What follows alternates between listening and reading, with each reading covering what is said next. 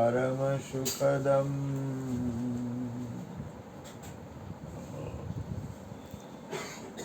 केवलम ज्ञानमूर्तिम्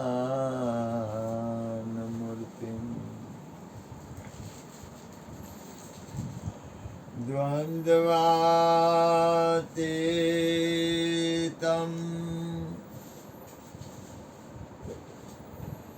गगनसदृशं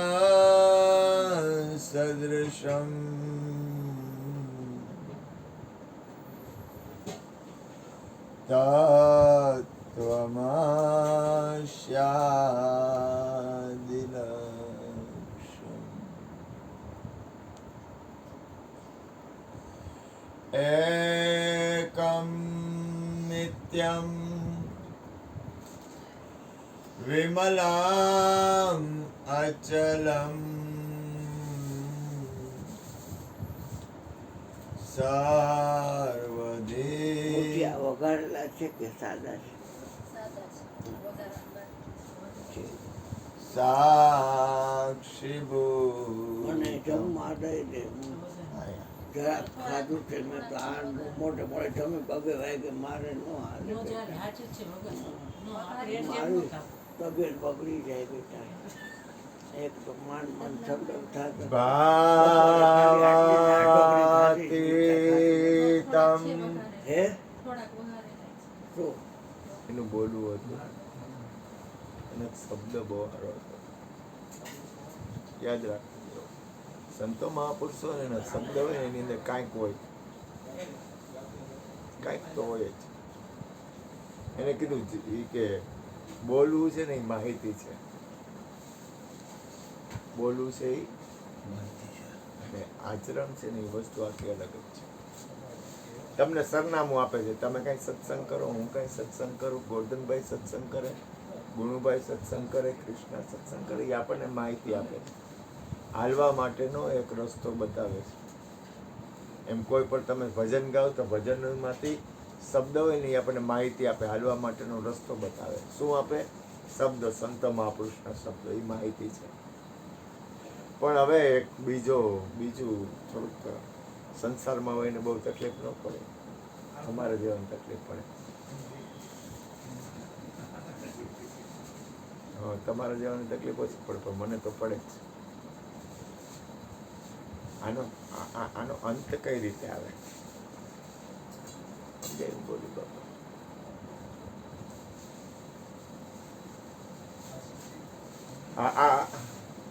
ગુણભાઈ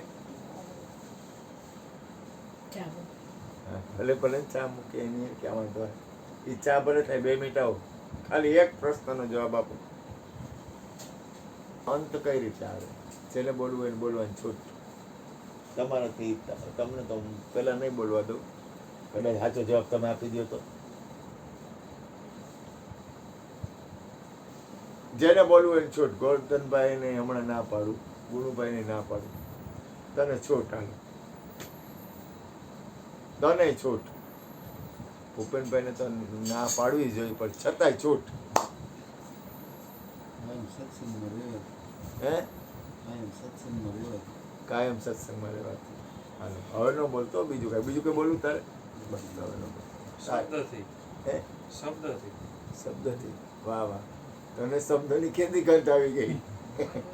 હારું હાલો, કાંઈ વાંધો ત્યાંથી આવી ગઈ. સારું કર્યું. હાલો બાપા, તમામ વસ્તુનો અંત કઈ રીતે આવે? બધી વસ્તુનો અંત લાવી લેવો હોય આપણે. આ ખાલી આપણને એક માહિતી છે, પછી પૂરું થઈ ગયું.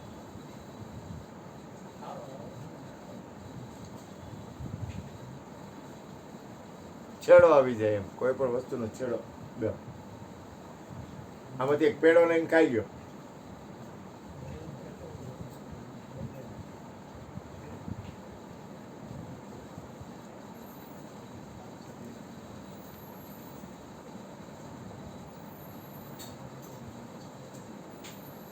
તમને મોજ આવે તો બોલવાનું, તમને હેરાન કરજો તમારી યાર. મારે આમ જો કહું તમને, કોઈ કહેતા નહીં, મને ખોટો પ્રેમ છે ને એટલે હું તમને પૂછું છું. કરતા રહેજો. ખોટો ખોટો પ્રેમ કરતા રહેજો આમ. હા એમ.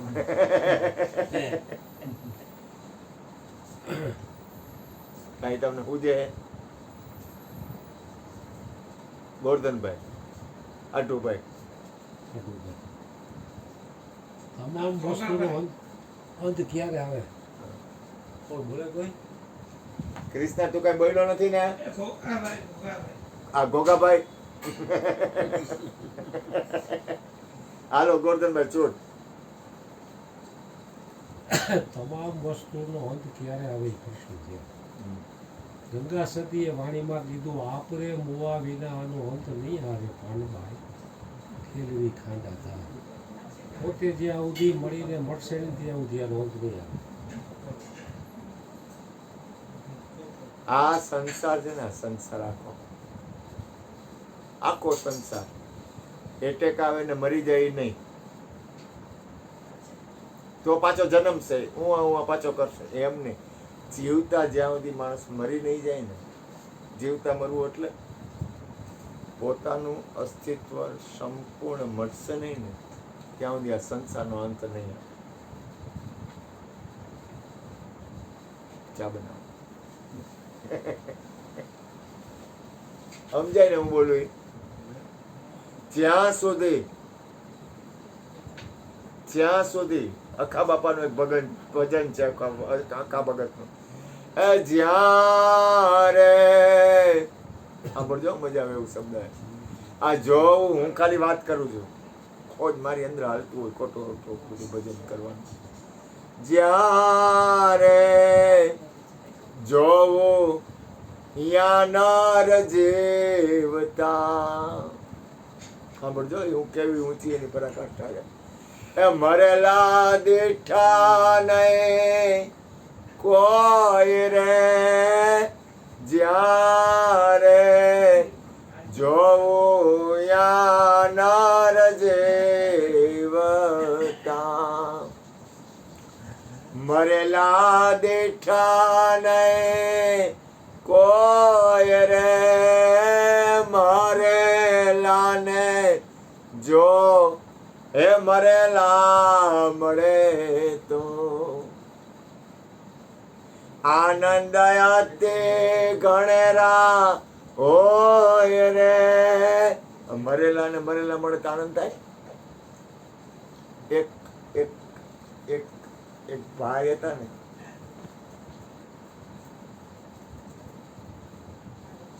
એને એમ થયું કે મારે કથા રાખવી છે ભાગવત,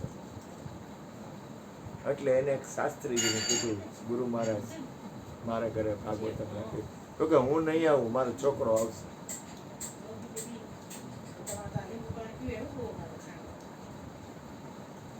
એમાં છોકરો સત્સંગ કરે, એમાં ઘરમાં એક પોપટ પાંજરામાં, એટલે સત્સંગ હારો કરે ને પોપટ સાંભળે, પૂર્વનો હશે કંઈક ખાતા વાળો, હલવાઈ ગયો બિચારો.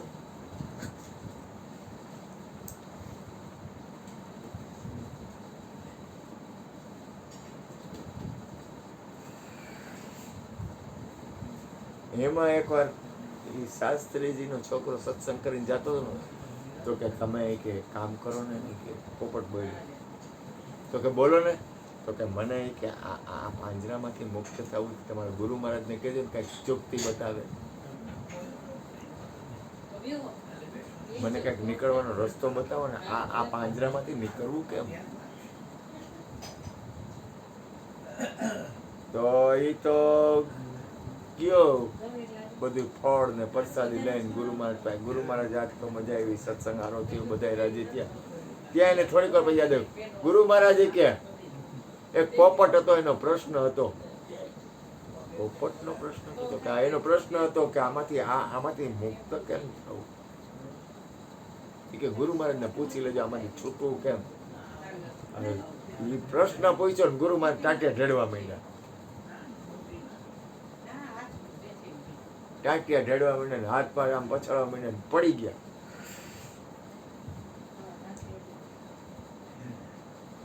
પડી ગયા ને 5-10 મિનિટ પડ્યા રહ્યા, પછી ઊભા થઈને પાછા એની જગ્યાએ બેસી ગયા.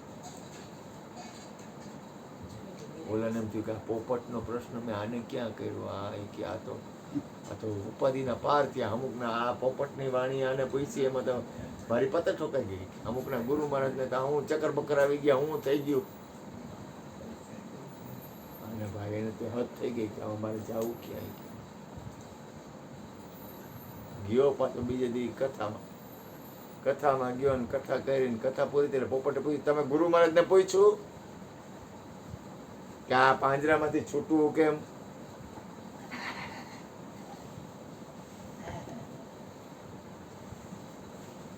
તો કે અરે એ કે બહુ કરી કે તારા પ્રશ્ન મેં પૂછ્યો ગુરુ મહારાજ. તો ગુરુ મહારાજ પગ ઢળવા માંડ્યા અને ગુરુ મહારાજ જ્યાં હતા ને ત્યાં પડી ગયા ને આમ બેસું જ થઈ ગયા. તો કે અરે મને તો એમ થઈ ગયું ગુરુ મહારાજ મને ક્યાં શું થયું ને પછી થોડીક વાર થઈ તો પછી ગુરુ મહારાજ ઊભા થઈ. પાછું પોપટ બહુ સમજુ હતું, એની પાસે સમજણ હતી, એની પાસે ધ્યાન હતું, એની જાગ્રત અવસ્થા હતી, એની બુદ્ધિ છે ને જાગતી હતી. થોડીક વાર થઈ અને ઓલો શાસ્ત્રીજી ગયો અને ઓલા બધા જમવા બેઠા ને પોપટ ફડફડ પાકો ફફડાવા માંડ્યો. એવી પાકો ફફડાય ભર દેનારો પોપટ પાંજરામાં પડી ગયો. એમાં ને પાંજરામાં. એટલે ઓલા શેઠાણી શેઠી બે કે જોતો પોપટને શું થયું? તો કે મરી ગયો લાગે. તો કે કામ કરી કે પાંજરું ખોલીને હાથમાં રૂમાલ લઈને પોપટને અહીંથી સીધો ઓલી બારી બાજુ કચરા પેટી છે ને એ બાજુ બારી બાજુ નાખીને પોપટને પકડીને જ્યાં આમ નાખ્યો જ્યાં સુધી આપણે ખરેખર આ સંસાર છે ને, આ સંસાર એટલો બધો અદ્ભુત છે. આ સંસાર કોઈ દી મટે જ નથી. સંસાર એટલે માયાજાળ. આ કોઈ દી એક માયાજાળ મટે એમ છે જ નહીં. લાખ કોશિશ કરી લ્યો, તમે કરોડ કોશિશ કરી લ્યો, તમને કદાચ ગમે એટલું મળી જાય, ગમે એટલું વહી જાય, ગમે આવી જાય, ગમે બને, ગમે ન બને, પણ જ્યાં સુધી આપ મુઆ વિનાનો અંત નહીં, ત્યાં સુધી આમાંથી મુક્ત થઈ જાય એવું નથી. એટલે મારા હૃદયની પ્રાર્થના છે જ્યારે જોવું ત્યાં નાર જેવતા, આમાં મરેલા દીઠા નહીં કોઈ રે મરેલા ને. જો મરેલા તમને કાંઈક ને કાંઈક ઉભું રહે. કાં કોકના ગુણ દેખાય, કાં કોક સારો દેખાય, કાં કોક ખરાબ દેખાય, કાં કોકની યારે પ્રેમ થાય, કાં કોકની યારે દ્વેષ થાય, કાં કાંઈક ગમશે, કાં કાંઈક નહીં ગમે, કાંઈક સારું લાગશે, કાંઈક સારું નહીં લાગે. આ બધું જીવતાનું પ્રમાણ છે. બધાયમાંથી મુક્ત થઈ જવું હોય ને તો મરી સર જો એટેક આવે ને મરે ને એ પાછો જન્મ છે, ભૂલ ન કરતા. એવી રીતે મરવાનું નથી. તમને કાંઈક પગમાં દુઃખ, પગ કાંઈક તમને કાંઈક થાય ને તમે મરી જાઓ ને તો એ મર્યા નથી, એ પાછા બીજે જન્મ લેવો. એમ મરવાનું નથી. એ મૃત્યુ સત્ય નથી, એ મૃત્યુ જ નથી. પણ તમે જીવતા તમે નક્કી કરી લો કે હું મરેલો છું. જ્યાં સુધી તમને તમારી અંદર સ્થિતિ નહીં બને ને ત્યાં સુધી આ સંસારનો અંત આવશે નહીં. ગમે રીતે કોઈ પણ રીતે સંસાર કોઈ દી મળશે જ નહીં જ્યાં સુધી આપ મુઆ નહીં આવું ત્યાં. એટલે મારી ગુરુભાઈ કેટલી વાર એટલે જ્યાં સુધી પોતાની અંદરની સ્થિતિ ભલે ને વાતું તો કરી. અમારી મંજુબેનને મારે પગે લાગવું પડે. એ કહેતા જે કાંઈ છે ને માહિતી છે, સાચી વાત છે. અંદરનું ભજન છે ને તમારે કરવું જ પડે. સત્સંગ છે ને, સત્સંગથી, ભજનથી, સ્મરણથી, કીર્તનથી, ધ્યાનથી તમારી અંદરની સ્થિતિ બનવી જોઈએ. કારણ કે એ તમારે સાધન લેવું પડશે. સાધન લઈ અને તમારે મૂળ સાધ્ય સુધી જવું પડશે. અમારે એક ભાઈ છે, બહુ મહાપુરુષ છે, એમ કે સત્સંગ એને થોડું વાતું, એને સત્સંગ થોડો કહેવાય. પણ એ વાતુથી પાછા એ જગ્યાએ જવા હે. પાછું વાતું એને સત્સંગ ન કહેવાય એવું કઈ નહીં. વાત તો સત્સંગની જ કરે. તો તમારે આજ આપણે અહીં બેઠા છીએ ને તો આપણે તો શબ્દનો જ ઉપયોગ કરી. કે આ શબ્દથી એક એવી જગ્યાએ આપણે એક એવી સ્થિતિ કાંઈક હું અહીંયા બેઠો બેઠો કીર્તન કે ભજન કે કંઈક સાંભળતો હોઉં કે ધૂન સાંભળતો હોઉં તો કંઈક સત્સંગ સાંભળતો હોઉં કે ગમે એ મને ચાલુ હોય ને એટલે મારી અંદરની જે સુરતા છે ને એની અંદરની આ જીવ છે ને આપણી અંદર મારી અંદર એટલો બધો અભાગ્યો છે કે એને પરમાત્માના નામના આધાર વગર એ સીધો સ્થિર થઈ શકતો નથી. નહીંતર કાંઈ જરૂર નથી આને પોતાની અંદર સ્થિર થવું. એમાં શું જરૂર હોય? કેટલું બધું અઘરું છે. પોતાને પરમ તત્વ પરમાત્મામાં સ્થિર થવું એમાં વાંધો શું છે? પોતાની અંદર પરમ તત્વ પરમાત્મામાં સ્થિર થવામાં વાંધો શું છે? પણ કેટલી વાર રહીએ આપણે પૂછી તો મારાથી તો કઈ થતું જ નથી. મને જેમ છે એમ કહું, છટકબારી નહીં કર, કોઈ છેતરીશ નહીં. પણ મારું હાલવાનું ચાલુ હોય, ખોટું બોલું બાપા, મારું હાલવાનું ચાલુ જ હોય. કારણ કે હાલવાની અંદર ની વૃત્તિ નહીં હોય ને, તમને તમારા આત્મકલ્યાણની વૃત્તિ નહીં હોય ને તો એ ખોટું પડશે. તમને કોઈ પણ જીવના કલ્યાણ કરવાનો ભાવ ન હોય ને તો એ ખોટું પડે.